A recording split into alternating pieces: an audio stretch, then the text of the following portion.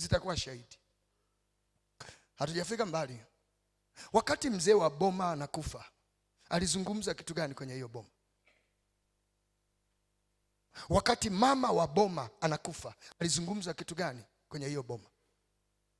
Wakati aliyeachiwa urithi asimamie anakufa, alizungumza kitu gani kwenye hiyo boma? Tuwaache hao. Yule aliyeuawa kwa kuchinjwa kwenye hiyo boma, wakati anakata roho, alizungumza kitu gani kwenye hiyo boma? Wakati mmeletewa mchungaji mkamkataa, labda alizungumza kitu gani kwenye hiyo ardhi? Tunaelewana na kuelekea? Mnanielewa?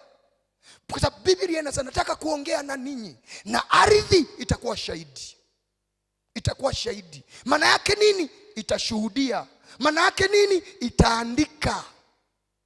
Kwa hiyo kumbukumbu haitafutika ikiandikwa na ardhi. Wasomaji wa Biblia kitabu cha Ufunuo, Biblia inasema na siku za mwisho mbingu, bahari na nchi vitafunuka na kueleza maovu ya kila mmoja. Mwalimu, unazungumza kitu gani? Nasema hivi, ardhi, watumishi wa Bwana, huwa inakuwa shahidi kwa kitu chochote kinachozungumzwa.